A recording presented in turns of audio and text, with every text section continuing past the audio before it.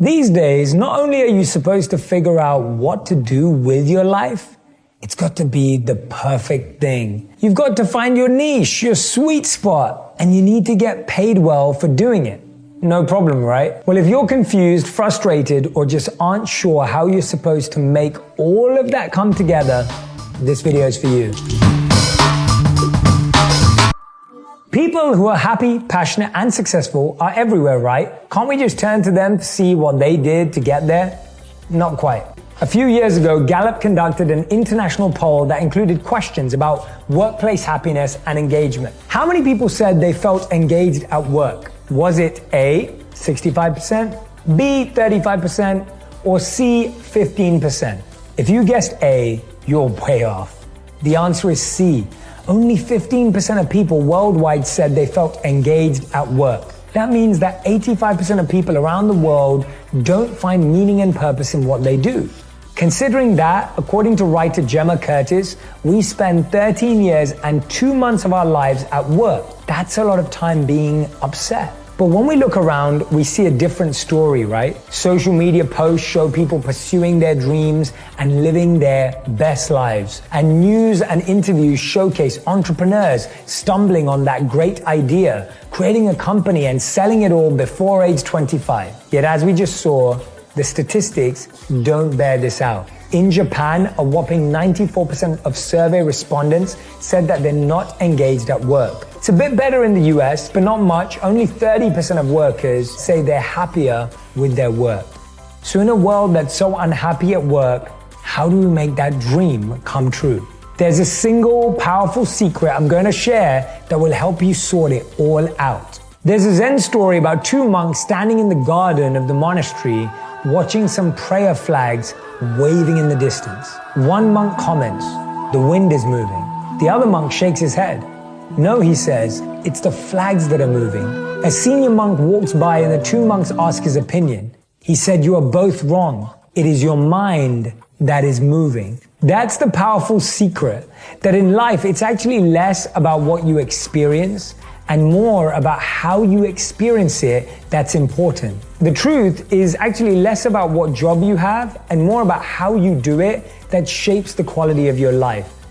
Katrina Lake didn't know what to do after college, so she decided to work at a consulting firm. It was there that she became curious about what would happen if you married technology with clothing retail. Her initial idea flopped, but she kept exploring, going on to work for a venture capital firm, then on to business school. Finally, Lake had her big idea. She would marry personal shopping with online clothes buying. She started shopping for her friends and keeping meticulous data about what they liked and didn't and why. Business plan and spreadsheets in hand, she began to search for funding and was turned down by more than 50 different venture capitalists. That didn't stop her though.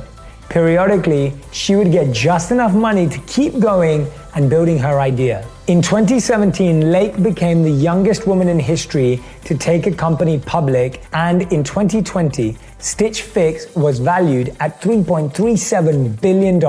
Lake did an interview with the podcast Skimmed from the couch and was asked the worst piece of advice she'd ever gotten. What was it? Follow your dreams. Lake says the notion that your job should be your dream job is misleading. So many parts of this job have not been a dream, she said. Whether it was struggling to raise money, cramming to get Stitch Fix boxes out the door on time, or being the one who had to go out and buy a new printer when theirs broke down. Here's the thing, you can be a stockbroker who makes millions of dollars, but is miserable. Or you can be a grocery clerk who changes others' lives simply with your kindness and caring. The difference lies in how you approach life, and that difference comes from your motivation.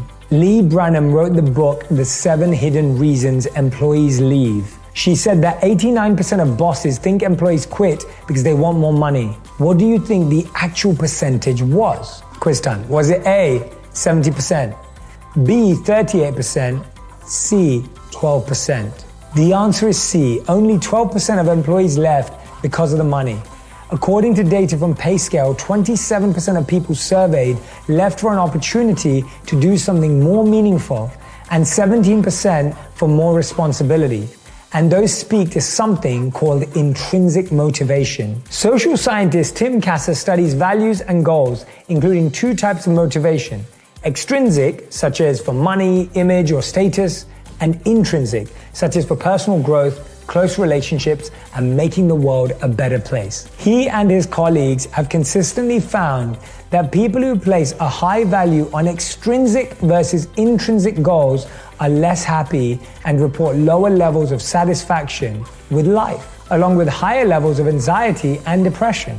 And external rewards can even decrease the internal motivation you already have. Researchers took a group of kids at a nursery school who had a natural love of drawing. In one group, the children were just left to draw. In another, they were told they could earn a good player award, which included a ribbon and a certificate if they drew a picture. 2 weeks later, the same kids were offered the opportunity to draw pictures. Those who were allowed to just draw showed the same high level of interest in drawing the second time around. But those who were told they could earn a reward by drawing a picture the first time around were half as likely to want to draw another picture. The external reward actually made them less motivated to draw.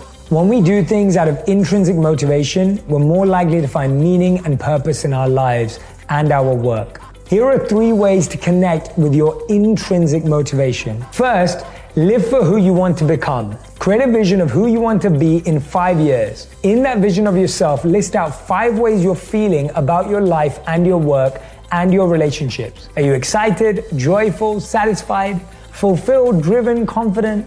Be as specific as possible. Now, for the next week, every time you make a choice, ask yourself if that choice will bring you closer to or take you further away from that vision of yourself in 5 years. Do you want to play a video game or read a book? Do you want to watch a movie or have a conversation?